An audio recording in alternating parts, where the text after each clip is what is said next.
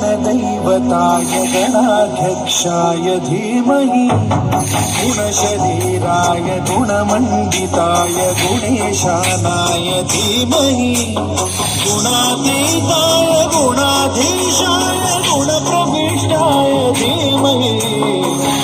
एकदन्ताय वक्रतुण्डाय गौरीतनयाय धीमहि गजेशानाय भालचन्द्राय श्रीगणेशाय धीमहि एकदन्ताय वक्रतुण्डाय गौरीतनयाय धीमहि गजेशानाय भालचन्द्राय श्रीगणेशाय धीमहि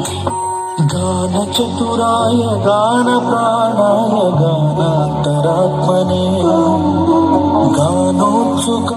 गानमत्ताय गानोत्सुकमनसे गुरुपूजिताय गुरुदैवताय गुरुकुलस्थायिने गुरुविक्रमाय गुह्यप्रवराय गुरवे गुणगुरवे गुरुदैत्यगणक्षेत्रे गुरुधर्मसदाराध्याय गुरुपुत्रपरित्रात्रे गुरुपाखण्डखण्डकाय गीतसाराय गीततत्त्वाय गीतगोत्राय धीमहि गूढगुल्फाय गन्धमत्ताय गोजयप्रदाय धीमहि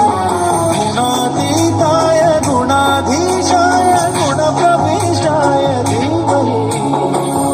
एकदन्ताय वक्रतुण्डाय गौरीतनयाय धीमहि